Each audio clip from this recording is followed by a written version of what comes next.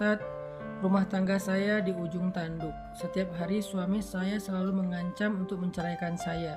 Yang terakhir dia bilang sudah ngurus ke pengacara untuk proses cerai dan kemungkinan sidang bulan ini. Namun saya masih belum mendapatkan bukti bahwa dia sudah mendaftar atau belum. Awal cerita, saya memang istri yang keras. Saya bukan terlahir dari keluarga yang Islami. Wawasan saya tentang Islam dan sikap suami ke istri saya nggak banyak tahu. Saya semena-mena dengan suami saya. Hijrah saya mulai meninggalkan pekerjaan dan banyak belajar mengenai Islam sampai akhirnya saya mendapat ujian hijrah. Suami saya ketahuan TTM-an dengan wanita lain. Jujur Ustadz, saya sempat memukul dia gara-gara rebutan HP pengen tahu isi WA dia dengan wanita teman kerjanya itu. Saya sempat bertemu dengan wanita itu bertiga dengan suami saya, dan ternyata hubungan mereka masih berlanjut sampai akhirnya ayah saya yang bertemu dengan wanita itu dengan suaminya. Suami saya marah besar. Setelah semua selesai dan saya mencoba melupakan semuanya, mendekatkan diri kepada Allah, hingga perang batin suami saya dimulai. Sikapnya sangat semena-mena terhadap saya dan kekeh untuk bercerai. Segala upaya sudah saya lakukan, dari pihak keluarga pun juga sudah, tapi tetap tidak merubah sikapnya dan tetap ingin menceraikan saya. Saya masih punya anak kecil, Ustadz, umur 2 tahun. Segala upaya sudah saya lakukan. Saya dihina, saya ditinggalkan tanpa pamit, bahkan sempat dihalang-halangi untuk beribadah. Sebenarnya suami saya adalah orang yang agamis. Dia merasa keluarga saya jauh lebih baik daripada dia, dan dia merasa malu. Dengan cara sabar pun dan cara baik-baikan tetap gak merubah keputusannya. Sampai akhirnya saya lelah Ustadz ditalak setiap hari, dan saya mengikhlaskan segala keputusan dia dan meminta dia menjauhi saya dan anak saya. Sebenarnya apa yang harus saya lakukan Ustadz? Bahkan di saat terakhir pun dia selalu membela wanita TTM-an tersebut yang saya lelah Ustadz. Pertama-tama saya pengen ngucapin ikut prihatin dengan kondisi keluarga Mbak dan teman-teman yang sama, karena di sini ada beberapa curhatan masalah rumah tangga juga yang diambang perceraian. Saya ikut prihatin, dan karena ini juga lagi hujan, saya bareng-bareng deh yuk kita saling mendoakan ya. Kita doakan semoga Allah melapangkan dada kedua suami istri, kemudian memberikan petunjuk kepada mereka, mengangkat masalah mereka, menggantinya dengan kebaikan. Ala hadhihin niyah as-salihah al-fatihah.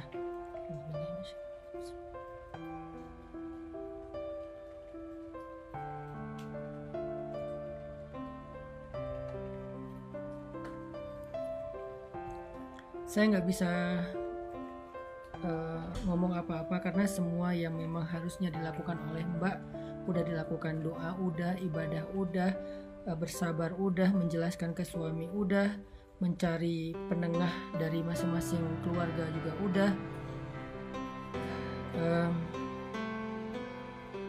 Bukan kita yang menentukan kesudahan dari suatu masalah.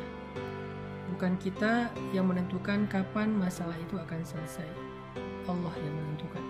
Allah yang lebih tahu kapan dan bagaimana masalah itu akan selesai. Kita hanya berikhtiar semampu kita mencari jalan keluar yang kita tahu. Tapi kita sama sekali tidak menentukan akhir dari sebuah perjalanan. Kita nggak menentukan sama sekali ujung dari sebuah masalah. Kita sama sekali nggak menentukan kapan masalah itu akan selesai. Bukan kita. Tugas kita adalah berikhtiar dan bersabar. Dan janji Allah adalah menyelesaikan masalah hamba-hamba yang bersabar. Wabasyiris sabirin, sampaikan berita gembira kepada hamba-hamba yang sabar, kata Allah. Gak ada kan berita gembira yang membuat kita kecewa, itu bukan berita gembira, itu namanya prank. Kalau Allah bilang busyra, basyir, sampaikan berita gembira, itu benar-benar berita gembira. Tapi syaratnya cuma satu, sabirin, sabar. Apa itu sabar? Satu, tidak berkeluh kesah. 2, tidak melenceng dari jalan Allah, nggak berhenti beribadah, nggak berhenti berdoa, nggak berhenti taat. Dan 3, tidak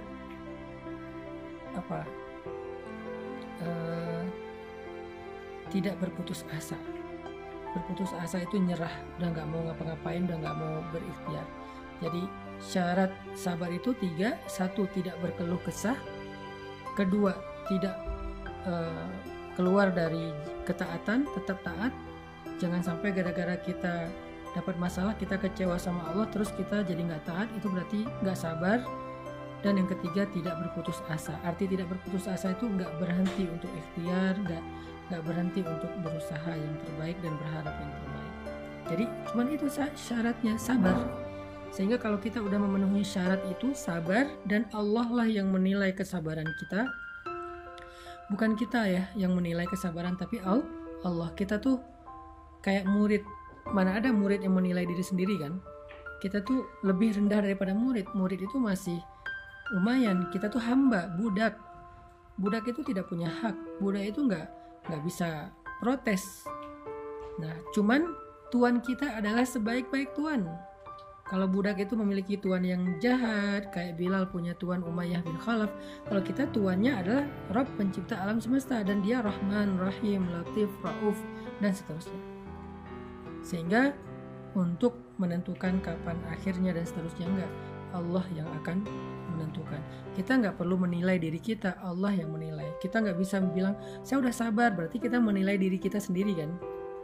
Menilai kalau diri kita itu udah sabar, kan gitu. Menilai bahwa kita itu udah layak. Kita jangan menilai diri sendiri. Tugas kita tuh cuma ikhtiar, sabar, nanti Allah yang nilai. Dan gak usah khawatir, Allah tuh gak pernah salah nilai. Gak mungkin Allah ngasih kita nilai C padahal kita A+. Gak mungkin Allah ngasih kita gelar orang yang berputus asa padahal selama ini kita itu udah sabar banget. Gak mungkin. Karena Allah itu maha teliti, Allah itu maha bijaksana, Allah itu maha tahu, Allah itu maha adil. Jadi gak mungkin salah menilai gara-gara kayak nggak serak aja sama kita, nggak mungkin. Maka karena kita yakin Allah itu maha adil, maha bijaksana, maha teliti, maha tahu, insya Allah penilaian Allah itu adalah penilaian terbaik. Apakah kita udah sabar atau belum? Biar Allah yang menilai, bukan kita. Nanti kalau menurut Allah kita udah disebut orang yang sabar, maka Allah akan tunaikan janjinya, busyra wa basyiris sabirin, sampaikan berita gembira kepada orang yang sabar. Jadi saya nggak bisa ngasih masukan apa-apa karena semua yang harus dilakukan udah dilakukan sama Mbak ini. Tinggal kuatkan kesabarannya Mbak. Mudah-mudahan Allah akan menilai Mbak sebagai orang yang sabar, lalu diberikan kejutan yang nggak pernah terduga-duga. Tingkatkan lagi ibadahnya, banyakin lagi sedekahnya, banyakin lagi istighfar atas dosa-dosa di masa lalu. Karena tidaklah seseorang mendapatkan masalah dalam hidupnya salah satunya kecuali karena dosa-dosa. Mudah-mudahan dengan banyak istighfar dan taubat, semakin berkurang dosa, semakin berkurang masalah insya Allah.